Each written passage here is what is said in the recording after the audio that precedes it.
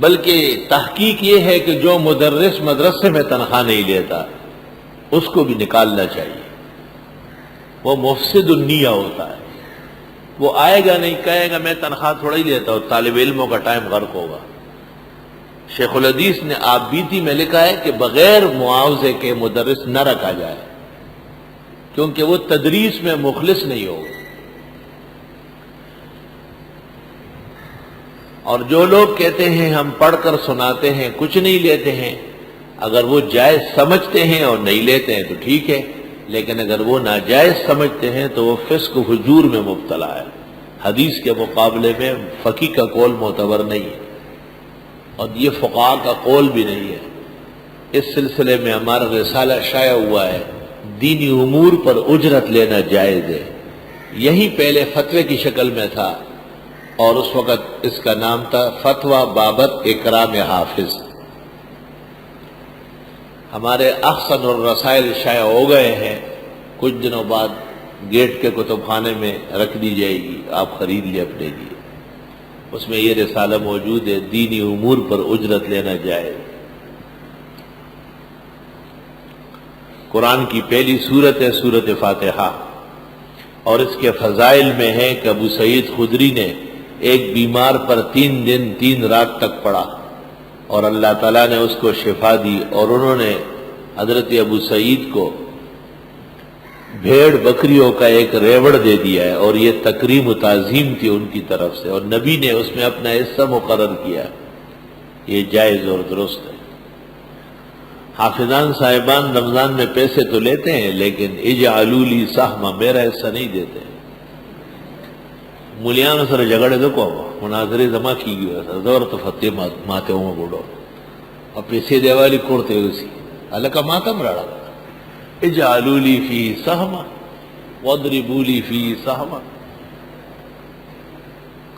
لیکن ان غریبوں کو کم ملتا ہے، ان کو زیادہ ملنا چاہیے، 30,000 کم از کم، متوسط 80,000۔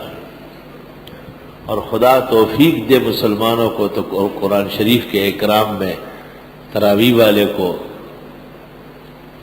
دے دے 1,20,000۔ یہ وہ ختم ہو کہ حافظ صاحب چستومانی ہوئی تھی، بالکل دا سے لوگ چوڑی گیا، دا فتویٰ دا سنانے والے کو نہیں دے سکتے ہیں، سننے والے دا الٹا گنگا دا لاؤ گورا، پیچھے جو لقمہ دے گا وہ لے سکتا ہے، داغت سکار دے گا کیا لقمے اور گئی۔ اور مسلح پر جو حافظ صاحب جان کپا رہا ہے غریب، وہ نہیں لے سکتا، وہ مجرم زمانہ ہے۔ احیاء سنت وہ کر رہا ہے یا یہ جو پیچھے کھڑا ہے؟ پیچھے کھڑا ہونے والا مولوی ہوتا ہے، جانتے جیس کے حقتے نہ جیز ہے، جگہ نہ لیو دیلی نہ خٹولی بدیل، ولا حول ولا قوت الا باللہ۔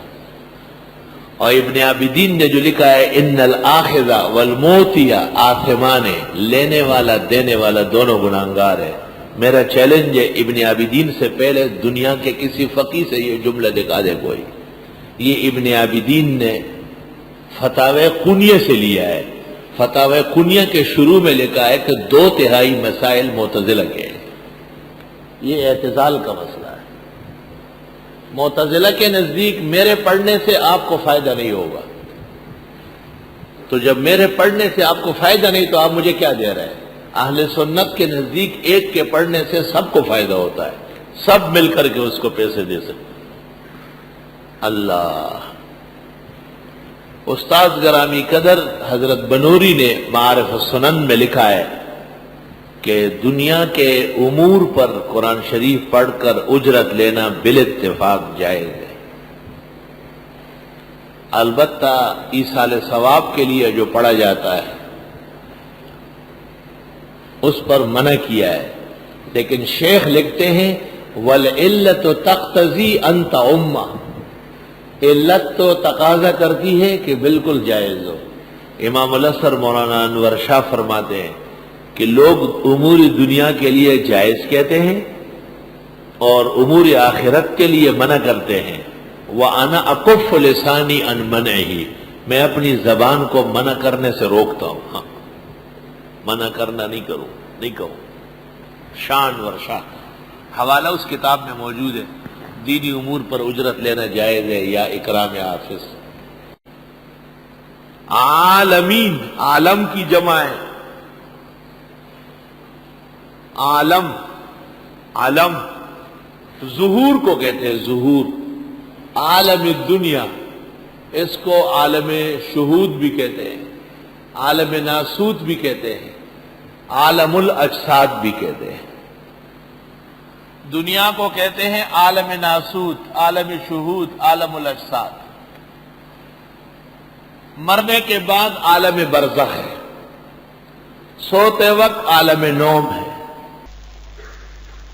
وَإِذَا خَلَوْا إِلَىٰ شَيَاطِينِهِمْ، اور جب یہ تنہائی میں چلے جاتے ہیں اپنے جیسے شیطانوں کے پاس، قالوا کہتے ہیں اِنَّا مَعَكُمْ، ہم تو تمہارے ساتھ ہیں۔ اخیر تک پاکستان ساتھ رہے گا، پاکستان کو بھی اپنے ساتھ شیطان بنا لیا۔ انما نحن مستہزئون، بے شک ہم تو مذاق اڑانے والے ہیں۔ اللہ یستہزئ بہم، اللہ مذاق اڑاتا ہے ان کا، یعنی سزا دے گا ان کی ہنسی کی ان کو۔ وَيَمُدُّهُمْ فِي طُغْيَانِهِمْ يَعْمَهُونَ، اور کھینچتا ہے ان کو ان کی سرکشی میں، درا حالے کے سرگردان رہیں گے۔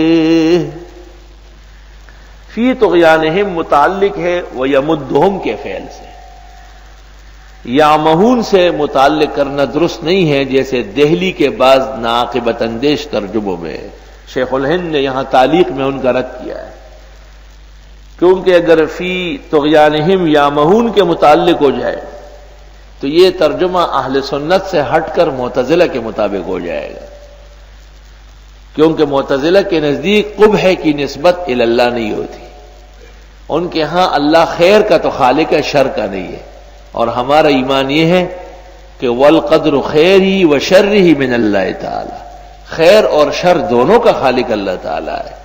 بکرے کا پیدا کرنے والا بھی اللہ ہے اور کتے کا پیدا کرنے والا بھی وہی ہے، ہرن کا خالق بھی اللہ ہے، خنزیر کا خالق بھی اللہ ہے۔ ہاں یہ کہ عقائد کے لوگوں نے لکھا ہے کہ بار بار نہ کہا جائے، یہ ایک آداب ہے۔ جب منافقین نے کہا کہ ہم صحابہ کا مذاق اڑاتے ہیں تو اللہ نے فرمایا کہ اللہ یستہزئ بہ، استہزاء کہتے ہیں کسی عظیم کو حقیر دکھانا،